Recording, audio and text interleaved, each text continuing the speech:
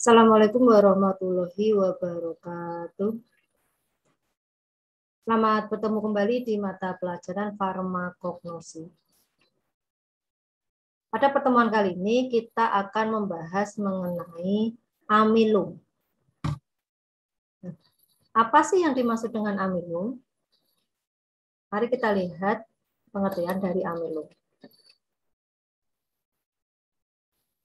Nah, amilum itu adalah sejenis polisakarida yang banyak terdapat di alam, yaitu sebagian besar pada tumbuhan terdapat pada umbi, daun, batang, dan biji-bijian.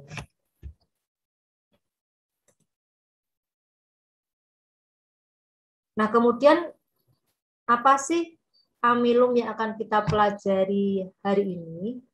Nah, adapun amilum yang akan kita pelajari hari ini itu ada 7 macam, yaitu diantaranya yang pertama ada amilum solani, kemudian amilum oryzae, kemudian amilum manihot, kemudian ada amilum tritisi, amilum maidis, amilum passeoli, dan amilum marante. Nah, nanti kita akan bahas satu persatu apa itu yang dimaksud dengan amilum. Yang pertama itu ada amilum solani, memiliki nama lain berupa pati kentang. Ya. Nah, amilum solani ini berasal dari tanaman Solanum tuberosum, keluarganya Solanaceae. Adapun zat berkhasiat utama atau isi yang terdapat di dalam amilum solani itu ada amilosa dan amilopektin.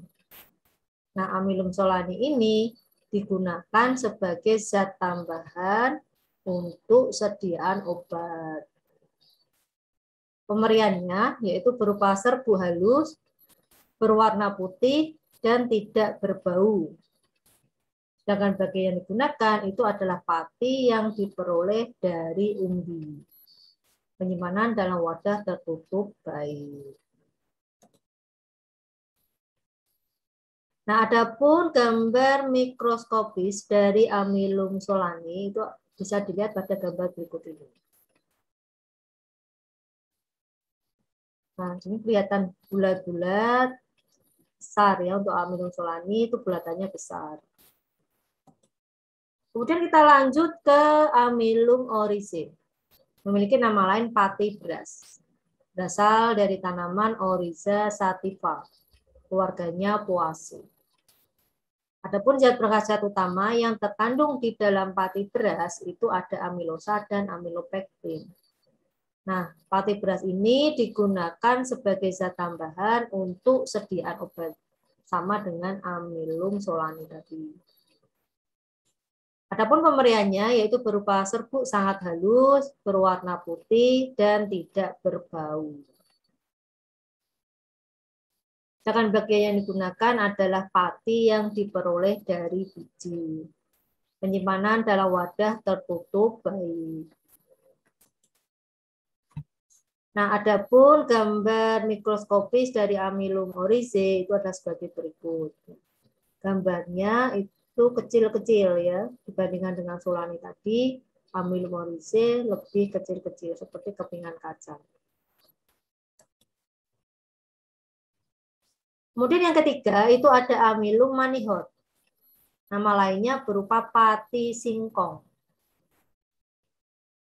Berasal dari tanaman Manihot utilissima, keluarganya Euphorbiaceae. Memiliki zat berkhasiat utama atau zat berkhasiatnya itu ada amilosa dan amilopektin. Pati singkong ini digunakan sebagai zat tambahan untuk sediaan obat. Adapun pemberiannya yaitu berupa serbuk halus, kadang-kadang itu berupa gumpalan kecil, warnanya putih, tidak berbau, dan tidak berasa. Sedangkan bagian yang digunakan itu adalah pati yang diperoleh dari umbi akar. Ya. Sedangkan penyimpanan dalam wadah tertutup baik.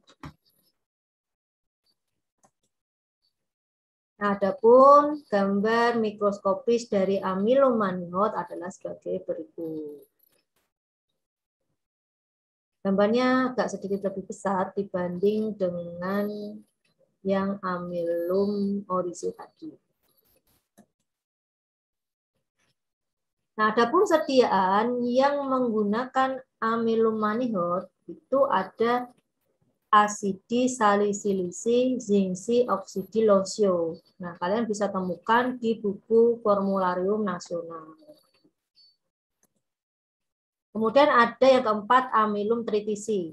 Memiliki nama lain pati gandum atau pati terigu.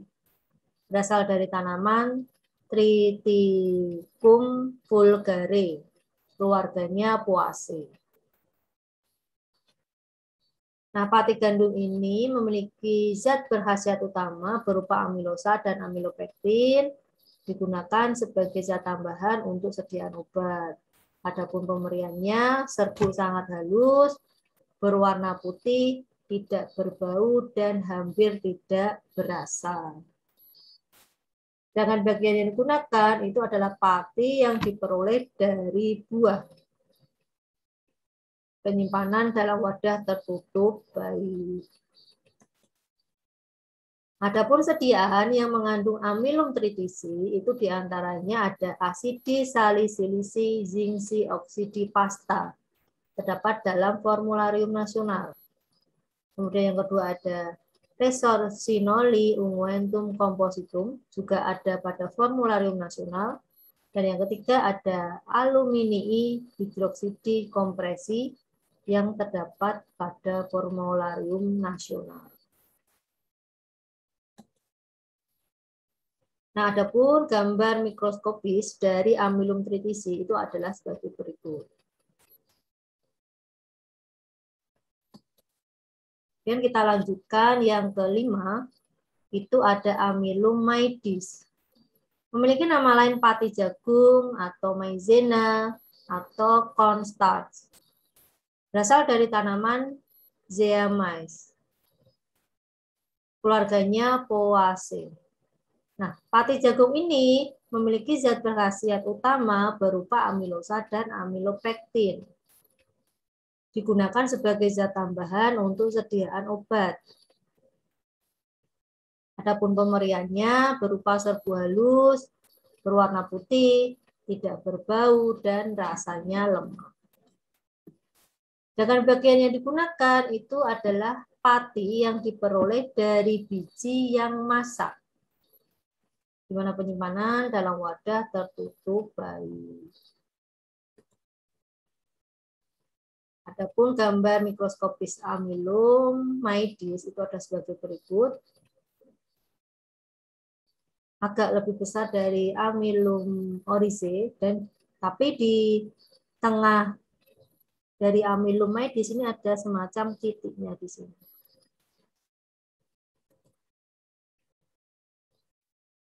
Kemudian yang keenam ada amilum passeoli. Memiliki nama lain pati kacang hijau atau hongkwe. Berasal dari tanaman Passeolus laureus. Keluarganya Leguminosae. Nah, pati kacang hijau ini memiliki zat berkhasiat utama berupa amilosa dan amilopektin. Dan digunakan sebagai zat tambahan. Adapun pemberiannya berupa serbu putih, tidak berbau, dan tidak berasa. Bagian yang digunakan itu adalah pati yang diperoleh dari biji. Nah, adapun tempat tumbuhnya yaitu di Indonesia di daerah tropik dan subtropik. Nah, berikut ini adalah gambar mikroskopis dari amilum passeoli atau pati kacang hijau.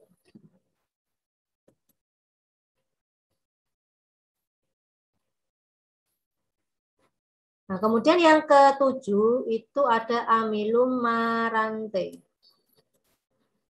Amilum marante ini memiliki nama lain berupa pati ararut, berasal dari tanaman Maranta aurandinaceae, keluarganya Marantaceae. Nah, pati ararut ini memiliki zat berkhasiat utama berupa amilopektin. yaitu polimerisasi dari triamilosa, kemudian mengandung juga amilosa, yaitu polimerisasi dari diamilosa. Kemudian mengandung air maksimum 16%. Terdapat juga ada abu maksimum 0,5%. Kemudian ada persenyawaan zat lemah 1% dan asam fosfat. Nah, pati ararut ini digunakan sebagai bahan makanan untuk orang sakit atau yang baru sembuh dari sakit. Adapun pemberiannya berupa serbuk warnanya putih, tidak berbau, tidak berasa, sering bergumpal, tidak beraturan, dengan panjang sampai 8 mm. Jika ditekan itu agak gemerisik. Tindakan bagian yang digunakan itu adalah pati yang diperoleh dari akar tinggal. Tempat tumbuhnya yaitu di Indonesia, kemudian juga di Hindia Barat, kemudian ada di Amerika Selatan di sebelah utara. Nah, berikut ini adalah gambar mikroskopis dari Amylum marante atau pati ararut. Jika kita lihat, yaitu ya perbandingan gambar mikroskopis dari 7 jenis amylum itu dapat kita bedakan pada gambar berikut ini. Ya. Yang pertama ada amylum solani, ya. Kemudian ada amylum oryzae yang ukurannya lebih kecil atau paling kecil. Kemudian diikuti dengan amylomyces yang ukurannya lebih kecil, tapi di dalam amylomyces ini ada titiknya di tengahnya. Kemudian dilanjut amylum manihot, kemudian amylum paseoli, amylum tripisi, nah ini ada amylum marante. Ini besar-besar ada garisnya di tengahnya. Nah, sebelum Bu Dita mengakhiri kegiatan pembelajaran hari ini, ya, mari kita bermain sejenak, ya. Kita bermain untuk melatih fokus kita, ya. Kita melatih tes fokus. Nah, aturan mainnya di sini, ya. Nanti Bu Dita akan berikan gambar dan tulisan. Nah, kalian sebut warnanya, jangan baca tulisannya, ya. Nanti silakan dilihat, kemudian disebutkan warnanya. Jangan dibaca tulisannya, itu adalah aturan. Oke, mari kita mulai permainannya, ya. Setiap gambar nanti akan Bu Dita buka selama 3 menit. Kalian diharapkan menjawabnya dengan cepat. Ya. Kita mulai, ya.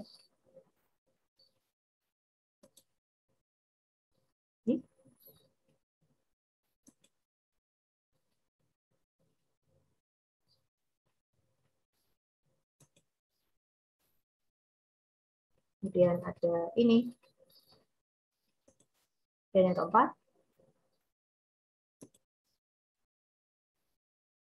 5.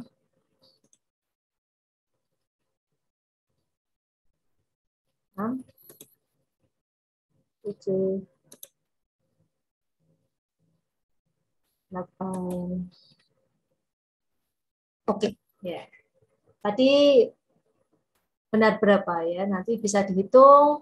Jadi itu tadi adalah tes untuk mengecek fokus kita. Apakah kita fokus pada gambar, warna, atau kita fokus pada tulisannya. Ya.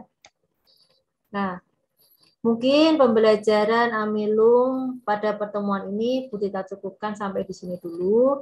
Sebelumnya Bu Dita ucapkan terima kasih kepada kalian semua yang sudah menonton video ini dari awal sampai akhir. Dan dulu, wassalamualaikum warahmatullahi wabarakatuh.